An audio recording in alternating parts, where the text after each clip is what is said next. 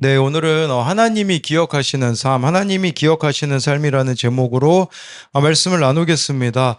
이렇게 제목 잡은 것은요, 4절 말씀에 보면요, 이제 고넬료라는 사람이 오늘 말씀에 보면 나오는데, 이 고넬료라는 사람이 기도했던 것, 구제했던 것을 이제 하나님이 상달되어서 기억하시는 바가 되었다고 말씀해주고 있기 때문입니다. 그렇기 때문에요, 우리들에게 참 중요한 것은요, 하나님이 기억하시는 삶이 내가 되어지는 것이 그 무엇보다도 참 중요하다라고 볼 수 있는데, 그럼 하나님이 기억하시는 삶이 되기 위해 필요한 것은 무엇이겠습니까? 그것은요, 바로 자기 중심적인 생각과 마음을 고쳐 먹어야 합니다. 그래야 하나님이 기억하실 수 있는 삶이 되는 거죠. 100주년 기념교회를 은퇴하신 이재철 목사님은요, 목회자가 되기 전에 사업가였는데 어둠 속을 헤매던 시절에 경제적 여유가 사업가였기 때문에 있었다고 합니다. 그러니까 어머니에게 효도하는 것을 이런 개념으로 생각했다고 해요. 그 당시 서울 시내에서 가장 큰 아파트에 어머님을 모시고 살면서 어머니를 그 전용차로 벤츠를 사드리기도 했다고 합니다. 그래서 물론 어머니가 원하시는 대로 돈을 쓰실 수 있도록 해드렸다고 하더라고요.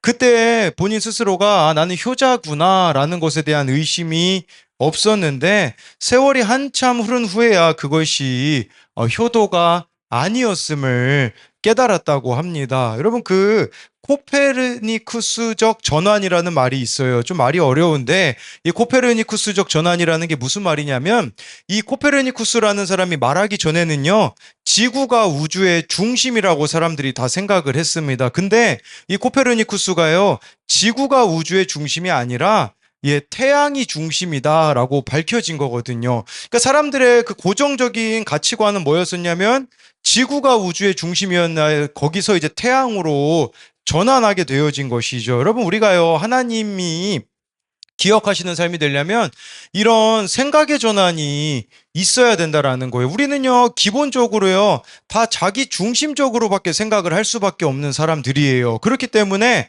우리가 왜 말씀에 묻고 왜 공동체에 물어보는 겁니까? 이거는 내 생각대로 하지 않겠다라는 거겠죠. 진짜 이 문제의 실체를 보겠다라는 거죠. 오늘 이렇게 예배 바로 전에 이제 샤워를 하는데, 우리 예찬이 한결이가 먼저 샤워하고 제가 이제 마지막에 샤워를 했는데, 우리 소리 사모가 보일러를 이렇게 끄고 갔더라고요. 그러니까 저는 이제 샤워를 딱 시작해야 되는데, 이제 보일러가 딱 꺼졌으니까 갑자기 물이 조금씩 차가워지더라고요. 그랬을 때, 강성광 중심이면 어떻게 하면 됩니까? 막 짜증을 내는 거죠. 나는 뭐 사람 취급도 안 하네. 나는 뭐 그렇게 생각할 수 있잖아요. 근데 제가요, 생각을 바꿨어요. 뭐라고 바꿨냐? 오늘 나 졸렸는데 이제 찬물로 샤워해서 잠 깨라고 그랬나 보네. 이제 그렇게 이렇게 생각을 바꾸니까 짜증이 금세 사라지더라고요. 우리 매일매일 짜증날 일들 얼마나 많이 있습니까? 원망할 것도 분노할 것도 참 너무 많아요. 생각의 전환이 필요한 거죠. 그래서 어느 사람이 그랬다고 하잖아요. 막 어떤 아들이 성경책 위에 이렇게 막 올라가 있으니까 막 혼냈다는 사람이 있더라고요. 아니, 어디 감히 성경책 위에 올라가냐고. 근데 어떤 사람은 그걸 보고서는 말씀 위에 서 있네 하면서 칭찬해 줬다는 사람도 있다고 하더라고요. 그러니까 우리가 어느 쪽으로 바라보느냐, 이게 세상사로 바라보느냐, 이 구원의 관점, 구속사로 또 바라보느냐에 따라서 다를 수 있다라는 거죠. 제가 이것을 말씀드리는 이유는요, 베드로라는 사람이 있잖아요. 자꾸 기존에 자신이 가졌던 그 생각의 틀, 가치관이 하나씩 깨지는 것을 우리가 말씀을 통해서 볼 수가 있어요. 그래서 오늘 그 새벽 마지막에 보면 무두장이 시몬의 집에서 이 베드로가 머물잖아요. 무두장이는요, 가죽 가지고서는 물건 만드는 사람인데, 유대인들은요, 천한 직업 사람이고 부정한 사람이라고 했거든요. 근데 이제 베드로가요, 자기 생각이 깨지면 깨질수록 더 많은 사람들을 품게 되어지는 것을 보게 되어지는 것이겠죠. 그렇기 때문에 여러분, 내 생각과 내 마음이 변하여진다면 더 많은 하나님의 일들을 할 수 있고 더 많은 사람들을 품을 수 있다라는 것을 기억하자는 것이겠죠. 그래서 첫 번째로요, 하나님이 기억하시는 삶이 되려면 기념비적인 삶을 살아야 합니다. 우리 1, 2절 말씀을 같이 읽어보겠습니다. 시작. 가이사랴에 이달리아 부데라 하는 군대의 백부장이라 그가 경건하여 온 지방과 더불어 하나님을 경외하며 백성을 많이 구제하고 하나님께 항상 기도하더니 가이사랴에 이 고넬료라는 사람이 있었습니다. 이 사람은요 이달리아 부대의 군대 백부장이었습니다. 백부장은 100명의 군사를 거느린 뭐 우리로 말하자면 한 중대장 정도 되지 않았을까? 이제 그렇게 좀 생각해 볼 수 있죠. 당연히 그는 유대인이 아닌 이방인이었습니다. 그런데 이방인인데 특이한 게 뭐냐? 2절에 그가 경건하였다라는 겁니다. 여러분, 우리가 경건한다라는 거 중요한 거는 뭡니까? 더 중요한 게 그 뒤에 나와 있어요. 경건하여 온 집안과 더불어 하나님을 경외했대요. 여러분, 우리가 진짜 경건하기 힘든 곳이 어디입니까? 집안이죠. 근데 이 고넬료 같은 경우는요, 집에서도 경건한 삶을 살았다라는 겁니다. 목요일 큐티 말씀에 보면 바울도 고향 다소에 가가지고요, 무명 시절을 겪습니다. 왜 그랬을까요? 이 바울의 신앙이 진짜임을 증명하는 시간이었던 거죠. 여러분, 우리가요, 밖에서는 예수님 잘 믿는 척하는 사람들 참 많아요. 근데 실제 삶의 자리에서 집안에서 그곳에서 내가 이렇게 정말 하나님을 잘 섬기는가를 보아야 된다라는 거죠. 오죽하면요, 그 패션 크리스천이라는 말이 있어요. 패션이라는 게 뭐 유행 그런 거잖아요. 그러니까 막 무늬만 크리스천인 사람들이 참 너무나 많이 있다라는 거겠죠. 근데 여기 나와 있는 고넬료는 그렇지 않았음을 보여주고 있어요. 그리고 2절에 보니까요, 많이 구제하고 하나님께 항상 기도하였다라고 나와 있는 것이겠죠. 예, 그러니까요, 이 고넬료 같은 경우는요, 사실 유대인들은요, 이거 그렇게 어렵지 않아요. 유대인은 기본적으로 세 가지 했거든요. 구제, 금식, 기도. 이거 유대인의 기본이었기 때문에 유대인들은 이 생활하는 거 어렵지 않았습니다. 그런데 이방인인 고넬료는요, 이거 하려면 힘들어요. 왜냐하면 자기가 이방인이기 때문에 또 해야 되는 일들이 있죠. 또 이렇게 하게 되어지면 사람들이 이상하게 생각하죠. 그러니까 그가 항상 하나님께 기도하는 것은 자연스러운 게 아니었어요. 당연한 게 아니었어요. 또 많이 구제하는 것도 그 당시 가치관으로는 당연한 게 아니었다라는 거죠. 그러니까 이방인으로서 그는 어찌 보면 더 힘들었을 수 있다라는 것을 보여주고 있는 것이겠죠. 그런데 이렇게 구제와 기도가 지속적이었다라는 것은 무슨 말이겠습니까? 그의 삶이 정리가 되었다라는 뜻이에요. 애초에 이것을 하는데 방해될 만한 여지들을 만들지 않았음을 보여주고 있는 겁니다. 예, 그래서요, 우리도요, 한번 생각해 봐야 되는 게 있어요. 내가 지금 신앙생활에서 못하고 있는 것들과 못할 이유들에 대해서 생각해 보자라는 거죠. 김남국 목사님은 예전에 신앙생활 할 때요, 군포에 있는 집에서 정릉교회를 다녔는데, 2시간 반이 걸렸는데 아침 8시까지 주일에 예배 가야 했다고 합니다. 그러려면 새벽 5시에 일어나야 되는데 머뭇거리면 늦기 십상이었거든요. 여러분, 얼마나 많은 유혹들이 있으며 타협할 것들이 있었겠습니까? 그러나 핑계대지 않고 그 자리를 지켰다라는 거예요. 저는 김남국 목사님 일화 중에 또 그런 이야기를 들은 적도 있어요. 정말 이렇게 신학 공부하고 싶은데 형편이 안 되는 거예요. 책 살 형편이 안 되는 거죠. 그래서 그분이 어떻게 이 신학을 공부했는지를 제가 들었을 때, 예, 그 기독교 백화점 가가지고요, 거기서 주석책 자기 성경에다가 옮겨 적고서 점심은 물 먹으면서 그렇게 했다고 하더라고요. 하나님을 사랑하는데 핑계거리를 아예 만들지 않는 거죠. 오늘 어느 청년 큐티 나눔에도 밤에 대한 묵상이 나오는데, 새벽 기도를 나오기 때문에요. 예, 해야 되는 것은 뭐냐면, 예, 바로 밤낮이 바뀌어버리지 않는 삶을 유지하는 것이라고 하더라고요. 늦게 자서 늦잠을 자고 미리 있었던 계획의 차질을 빚는다던가 하는 것은 책임감에도 성숙함에도 성실함에도 문제가 생기는 일이기 때문에, 밤의 문화가 세상 문화이기 때문에요. 예, 그때 사고가 일어나잖아요. 그런데 우리가 그렇다면요, 네, 이 잠을, 그냥 우리가 죄에 또 물들지 않는 환경을 만든다라는 것은 밤에 일찍 자는 것이라고 볼 수가 있는 거죠. 그러니까요, 사실 이 자리에 여러분들이 오신 것도 참 너무 중요합니다. 근데요, 이 자리에 올 때 어떤 컨디션을 가지고 왔는가도 중요해요. 왜냐하면요, 내가 어떻게 하면 여기서 더 집중할 수 있을까를 고민하면서 삶을 하나씩 바꿔가는 거죠. 예, 그렇기 때문에 어떻게 하면 내가 하나님께 더 깨어 있을 수 있을까? 이제 이런 부분들을 우리가 생각해 봐야 되는 거죠. 고넬료는요, 이방인이면서 백부장이었기 때문에 믿음으로 사는 거 어려웠습니다. 그러나 타협하지 않았고 타협의 여지조차 만들지 않았다라는 겁니다. 예, 우리 계속해서 3, 4절 말씀을 읽도록 하겠습니다. 시작. 하루는 제9시쯤 되어 하나님의 사자가 들어와 이르되 고넬료야 하니 고넬료가 주목하여 보고 두려워 이르되 주여 무슨 일이니까 전사가 이르되 내 기도와 구제가 하나님 앞에 상달되어 기억하신 바가 되었으니 네 여기 보면요 3절에 제9시는 이 로마 당시의 시간은 여러분 6시간 더해주면 됩니다. 오후 3시쯤 되었어요.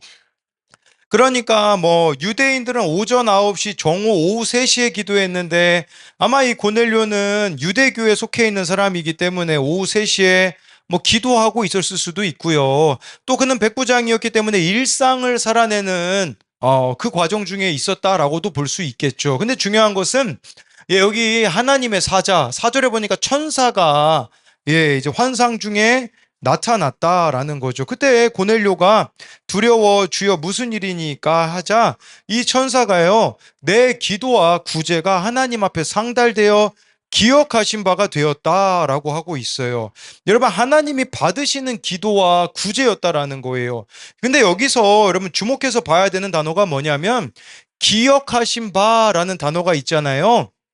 이게 원어로 보면요 기념물 또는 기념비라는 의미가 있어요. 그러니까요, 여러분 성경에 보면요, 자신을 드러내고 자기가 인정받기 위해 기념비를 세운 사람이 있거든요. 뭐 대표적으로 사울 왕이 그랬고요. 압살롬이 그렇게 했습니다. 자기 기념비 세우는 인생이 있는가 하면 그런데 여기 고넬료의 기도와 구제는 하나님을 높이는 기념비가 되었다라는 것을 말씀해주고 있어요. 기념비가 됐으니 여러분 어떻게 됐습니까? 잊혀지지 않는다라는 거겠죠. 그러니까 하나님이 기억하시는 모습이 있다라는 건데 여러분 근데 중요한 것은요. 기도와 구제의 특징이 뭘까요? 이거는요.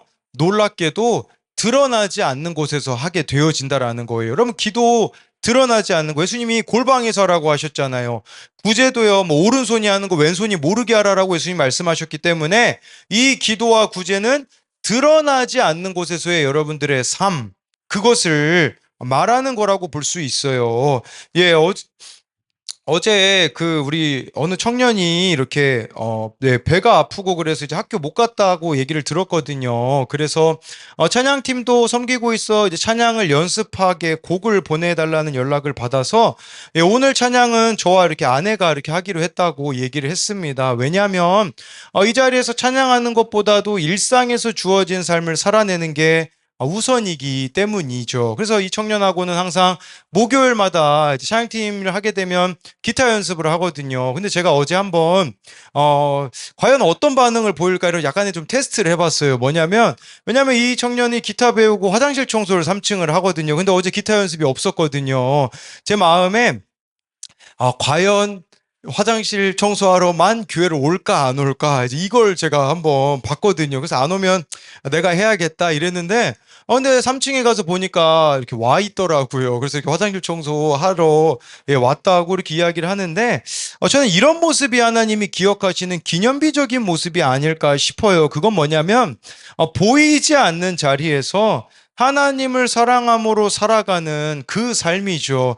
여러분 사람들은요 얼마나 보여주기식 그런 태도를 취합니까? 근데 그게 아니라 보여지지 않는 곳에서도 하나님을 사랑함으로 예, 우리가 이렇게 살아가는 모습이 있다면 그것이 얼마나 하나님께 기쁨이 되겠습니까? 저 예전에 박보영 목사님이 그런 이야기 하신 적이 있어요. 이 박보영 목사님 동생이 되게 잘 살았거든요. 박보영 목사님은 네, 그 모든 재산을 다 팔아 가난한 사람들에게 주고 이렇게 목회하실 때 너무 배가 고팠다고 하더라고. 근데 어느 날 이 동생이 와가지고요.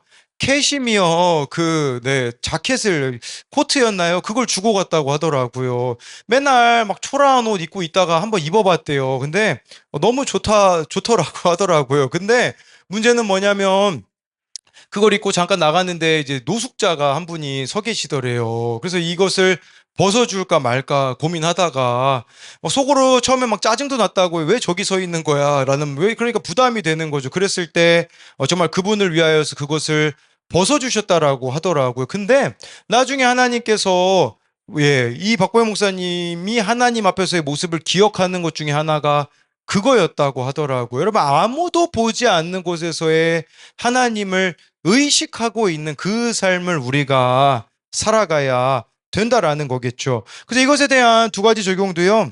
지금 하나님과 바른 관계에 있습니까? 나의 경건이 가족과 이웃에게도 기쁨이 되고 있습니까? 이것은 아까 2절에 경건하다라는 게 온 집안과 더불어 하나님을 경외했다라는 부분하고 우리가 연결지어서 볼 수 있죠. 진짜 경건은 가정에서 드러난다라고 말씀드렸고요. 또 한 가지는요. 스스로를 높이는 자기만의 기념비를 세우고 있습니까? 마치 성경에 나온 압살롬과 사울 같은 자기를 높이는 기념비를 세우는지 아니면 보이지 않는 자리에서 하나님을 높이는 기념비적인 삶을 살고 있습니까? 두 번째로는요, 하나님이 기억하시는 삶이 되려면 듣고 순종해야 합니다. 우리 5절을 같이 읽어보겠습니다. 시작. 요바에 보내어 베드로라 하는 시몬을 청하라. 근데 고넬료에게 요바의 사람들을 보내서 베드로라 하는 시몬을 청하라고 합니다. 여러분 지금 천사가 나타났잖아요. 그러면요 아주 일을 쉽게 처리하는 방법은 뭐겠습니까? 천사가 고넬료한테 예수님 전하면 되잖아요. 근데 그런 방법은 쓰지 않아요. 왜 그럴까요? 이게 하나님의 방식이 아니기 때문이죠. 여러분 하나님이 그냥 한 방에 얼마나 능력이 많으신 분이에요. 그냥 다 믿게 하면 되잖아요. 근데 왜 그런 방법을 안 쓰실까요? 그게 하나님이 원하시는 방식이 아니기 때문이죠. 베드로라는 시몬을 청해서 베드로를 통해 예수님을 믿게 하는 것이죠. 왜 그럴까요? 그래야 둘 다 변화되거든요. 고넬료도 변화가 되고 베드로도 지금 유대인이기 때문에 이방인 가까이 하지 않습니다. 그러니까 하나님이 원하시는 방식은 둘 다 변화되는 거예요. 그도 변화되고 나도 변화되어지는 것이겠죠. 저는요 이걸 봤을 때 난 이렇게 많이 받았는데라는 찬양이 생각나더라고요. 거기 가사 이런 내용이 나와요. 이게 대략 배경이 뭐냐면 선교지 가서 이제 그 선교지 갔던 사람들이 그 느낀 것들을 이렇게 찬양으로 만든 건데 난 주러 왔을 뿐인데 예수님 전하러 간 거죠. 오히려 내가 받고 갑니다. 눈물 닦아주러 왔을 뿐인데 내 눈물만 흘리고 갑니다. 복음 전하러 갔는데 예수님 전하러 갔는데 반대로 내가 은혜 받고 내가 눈물 흘렸다라는 거죠. 씻어주러 왔을 뿐인데 오히려 내가 씻겨졌습니다. 고쳐주러 왔을 뿐인데 오히려 내가 치료되어 갑니다. 전하러 왔는데 이미 이곳에 계신 예수를 보고 갑니다. 꿈을 가지고 와 꿈을 보고 돌아갑니다.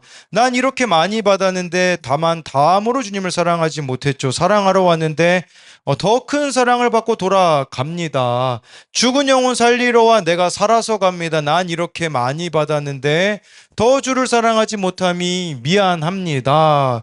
여러분 그래서 천사를 통해서 예수님을 증거하기를 원치 않으시는 거예요. 뭐냐면 우리가 하나님 자녀잖아요. 이게 복음을 전하다 보면요. 여기 나와 있잖아요. 죽은 영혼 살리러 갔다가 내가 살아가게 되고 은혜 전하러 갔다가 더 큰 은혜를 받게 되어지는 고넬료와 베드로가 동시에 변화되어지는 그것을 하나님이 원하신다라는 거죠. 청소년용 큐티 묵상 간증 참된 경건으로에 보면요. 어느 부모님의 간증이 나와요. 3대째 모태신앙인이 목회자 가정에서 태어났는데 가정예배 드리죠. 금식 구제 기도하며 스스로 경건하다고 생각하지만 마음속으로는 예수 잘 믿어 부자가 되고 잘 먹고 잘 사는 복을 받아 세상이 부러워하는 인생을 꿈꿨다고 하더라고요. 거기 이런 고백이 나와요. 그러나 믿었던 남편의 외도가 드러났고 충격을 받은 저는 하나님을 잘 믿었는데 왜 제게 이런 일이 일어나는 걸까요? 라며 하나님을 원망했습니다. 그러나 그 사건으로 교회 소그룹 나눔에 참석하며 여러 사람들을 만나게 되었는데 그 중에는 상대하기 싫은 사람들, 상식적이지 않고 무례한 사람들이 너무 많았습니다. 저는 그 사람들이 무시가 되어서 소그룹에 참석하기 싫었지만 교회를 떠날 수는 없었습니다. 신기하게도 구속사의 말씀이 조금씩 깨달아졌기 때문입니다. 남편이 나의 구원을 위해 수고하고 있으며 속썩이는 아들이 문제아가 아니라 제가 바로 문제부모라는 말씀에 제 가치관이 변화되기 시작했습니다. 또한 싫은 사람, 힘든 사람은 상대하지 않았던 제가 공동체 안에서 여러 종류의 사람들을 만나면서 하나님의 훈련을 받고 있음을 깨달았습니다. 그래서 차츰 제 기준과 잣대를 버리고 이해되지 않았던 소그룹 지체들에 공감할 수 있었습니다. 뭘 말하는 거겠습니까? 이런 베드로 입장에서는요, 고넬료는 상당히 부담스러운 사람이에요. 어찌 보면 이 고넬료는 이방인이기 때문에 유대인에게는 가까이 하고 싶지 않은 사람일 수도 있어요. 여러분, 우리에게도 가까이 하고 싶지 않은 사람이 있죠. 근데 그를 통해 내가 변화되기 원하시는 거, 그게 바로 하나님의 섭리라는 것을, 뜻이라는 것을 우리가 알아야 한다라는 것입니다. 또 5절에서 한 가지 더 봐야 되는 게 있는데, 그냥 베드로 데리고 오라고 하면 되잖아요. 근데 왜 베드로라 하는 시몬이라고 하였을까요? 시몬이라는 뜻은요, 들음이라는 뜻이 있어요. 우리가 듣는다라는 건 순종한다라는 뜻이 있죠. 베드로라는 이름은 예수님이 지어주셨습니다. 베드로는요, 반석이라는 뜻이에요. 그럼 시몬 베드로, 시몬이라는 이 베드로, 이거 합치면 어떻게 됩니까? 우리가요, 듣고 순종해야 반석과 같은 사람이 된다라는 거예요. 여러분, 우리 한 사람 한 사람은 다 시몬 같아요. 연약한 자들이죠. 넘어지는 자들이죠. 이 넘어지고 부족한 우리가 말씀을 붙잡고 말씀을 순종하잖아요. 그러면 반석과 같이 단단한 베드로가 되어질 수 있다라는 거죠. 여러분, 질문이 있는데 베드로가요, 성령 받고 변화되어 가지고요, 실수를 한 번도 안 저질렀을까요? 아닙니다. 갈라디아서 2장 12, 13절에 보면요, 베드로의 실수가 나와 있어요. 우리 같이 읽어볼게요. 시작. 야고보에게서 온 어떤 이들이 이르기 전에 다가 그들이 오매 그가 할례자들을 두려워하여 떠나 물러가매 남은 유대인들도 그와 같이 외식함으로 바나바도 그들의 외식에 유혹되었느니라. 이 어떤 내용이냐면요, 사도 바울이 있잖아요. 예루살렘에 가보니까요, 이게 베드로거든요. 베드로가 이방 사람들하고요, 막 밥 먹고 있다가요, 유대인들이 오니까 막 두려워가지고요, 네, 막 숨었어요. 그때 이 베드로 때문에 바나바도 이 행동에, 이 외식에 유혹이 되었다라고 나와 있어요. 영향을 받았다라는 거겠죠. 베드로가요, 뭐 성령 받았다고 실수 안 한 게 아닙니다. 그러면요, 아까 그 베드로랑 하는 시몬이라는 게요, 우리가 실수 안 하기 때문에 반석이 될 수 있다라는 말은 아니죠. 그러면 어떤 의미가 될 수 있냐면요, 우리가요, 실수할 수 있어요.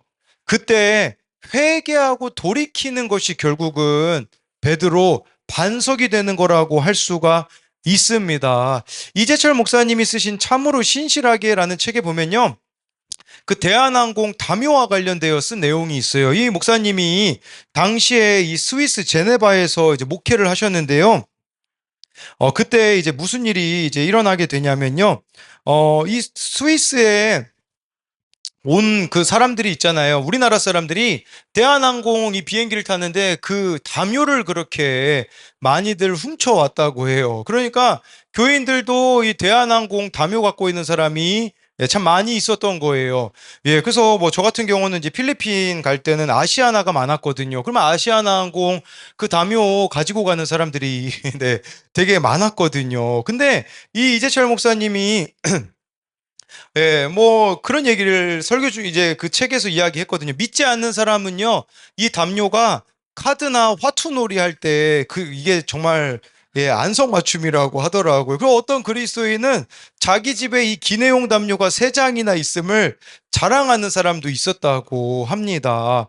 예, 그런데 이 기내용 담요를 가져올 때 승무원이 보는 앞에서 태연히 자기 가방에 넣는 사람이 있겠습니까?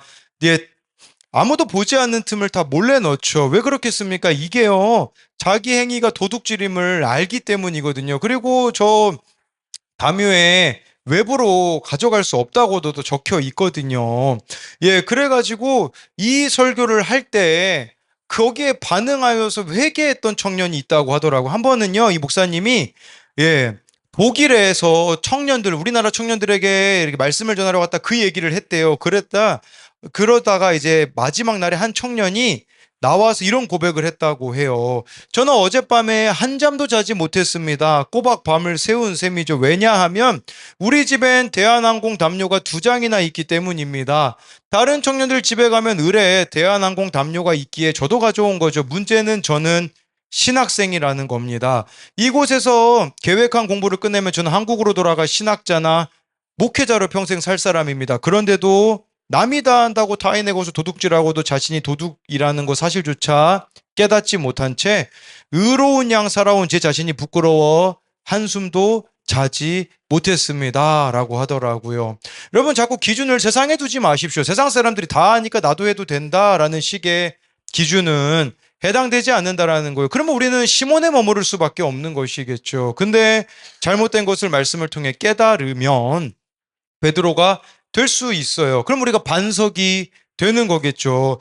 그런 말이 있더라고요. 여러분, 우리 또 훔치는 거 많잖아요. 남자 목욕탕은요, 수건을 가져다 놓으면 수건 숫자가 늘어난대요. 왜 그러냐? 남자들은요, 자기가 가지고 온 수건도 놓고 간대요, 목욕탕에. 그러니까 남탕에는 남자들은 수건이 늘어나요. 근데 남자들이 자기 것도 놓고 가니까. 근데 여탕에는요, 그냥 훔쳐가가지고요. 아니, 오죽하면 제가 이미지도 가져왔잖아요. 그 목욕탕에 훔친 수건이라고 저렇게 박아놨다고 하더라고요. 그러니까 가져가지 말라고 이렇게 훔친 수건이라고 저렇게 새기는. 또 어느 분은 저렇게 글씨도 써놨더라고요. 남자는 해당 안 됨 하면서, 예, 수건이 너무 많이 분실되어 한 장에 2,000원씩 받고, 예, 대여해 준다라는 말을 왜 하겠습니까? 여러분, 이처럼 우리 각자가 삶을 곰곰이 살펴보면 돌이켜야 되는 부분들이 있다라는 거죠. 그게 바로 네, 이렇게 시몬에서 베드로가 되어지는 것이겠죠. 우리 계속해서 6절 말씀 읽어보도록 하겠습니다. 시작. 시몬의 해변에 있다 하더라. 네, 고넬료에게 베드로가 무두장이 시몬의 집에 유숙한다고 가르쳐 줍니다. 저는요, 이 말을 고넬료가 전사를 통해 들었을 때 희망을 가졌을 거라고 생각을 해요. 이 유대인들은 무두장이를 가까이 하지 않는데 그 집에 베드로가 있다고? 그럼 이런 소망이 생기죠. 그러면 우리 집에도 올 수 있는 가능성이 있겠다라고는 생각이 들 수 있는 거겠죠. 여러분, 우리가요, 말씀을 따라 순종하면서 살아간다라는 것은 누구에게 희망을 주는 것이라고 볼 수 있어요. 베드로가요, 무두장이 시몬의 집에 들어간 거, 저는 이게 또 주님이 주신 마음에 순종한 게 아닌가 싶은 거죠. 거기에 순종했을 때 이 지금 고넬료는 소망을 얻게 되어지는 것이잖아요. 그러니까 좋아요, 여러분들이 그 가운데 말씀대로 살아가는 것은 결코 나만을 위한 것이 아니다라는 것을 기억해야 되는 거죠. 근데요, 여러분, 베드로가 지금 인간적으로 보면 자꾸 내려가고 있어요. 자신을 낮추고 있어요. 그래서 사마리아에 가기도 하고요. 죽은 도르가를 찾아가서 살리기도 하고요. 무두장이 시몬의 집에 머무는 수준까지 낮추어졌습니다. 우리는 낮아지면 비참하다고 생각하죠. 그런데요, 하나님이 보시는 관점은 다릅니다. 낮아질수록 우리는요, 높으신 하나님의 뜻을 발견하게 되는 것이에요. 여러분들의 인생에 자아가 점점 없어지면 없어질수록 하나님의 넓은 품을 소유하게 되어질 수 있다라는 것을 생각해 보아야 하는 거죠. 우리 마지막으로 7절, 8절을 같이 읽겠습니다. 시작. 마침 말하던 천사가 떠나매 고넬료가 집안하인 둘과 부하 가운데 경건한 사람 하나를 불러 이 일을 다 이루고 요바로 보내니라. 고넬료가요, 이 하인 둘 부하 가운데 경건한 사람 둘 불러서요, 이 일을 다 말해주고서는 요바로 보내요. 여러분, 요바는 50km가 떨어져 있거든요. 근데 이 사람들은요, 지금 이 고넬료도 마찬가지고요. 이 고넬료의 부하들도 마찬가지인데, 그건 뭐냐면, 말씀에 즉시 온전하게 구체적으로 순종했다라는 거예요. 여러분, 내일 큐티 말씀, 이 주일날 큐티 말씀에 보면요, 난 12시에 이제 베드로한테 도착하거든요, 이 사람들이요. 지금 오후 3시에 있다가요, 예, 뭐 대충 뭐 이렇게 뭐 준비하고 출발하면요. 약 요바까지 거리가 가이사랴에서 한 50km가 되거든요. 그러면 이 사람들이 다음 날 12시에 베드로에게 도착했다라는 것이 의미하는 것은 뭐냐면요.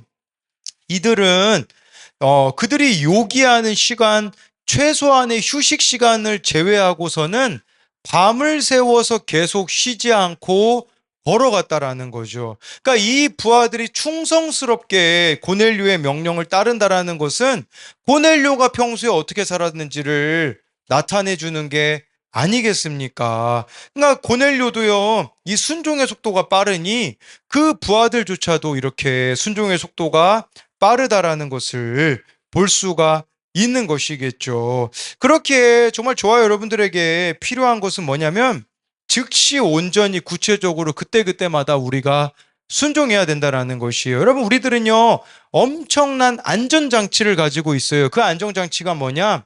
두 가지예요. 말씀과 공동체라는 무기를 가지고 있는 것이겠죠. 그렇기 때문에 우리들은요, 어떤 일이 있어도요, 여러분, 소망을 발견할 수 있습니다. 어떤 일이 있어도 그 가운데 나아가야 될 길을 분별할 수가 있는 것이겠죠. 그랬을 때 제가 뭐 한 가지만 이야기하고 마치자면 어제 어느 이제 제가 그 켈라 워십이라는 팀에서 이렇게 그 줌으로 이제 말씀 가지고 나눔을 하는데 거기에서 어느 청년이 그런 이야기를 하더라고요.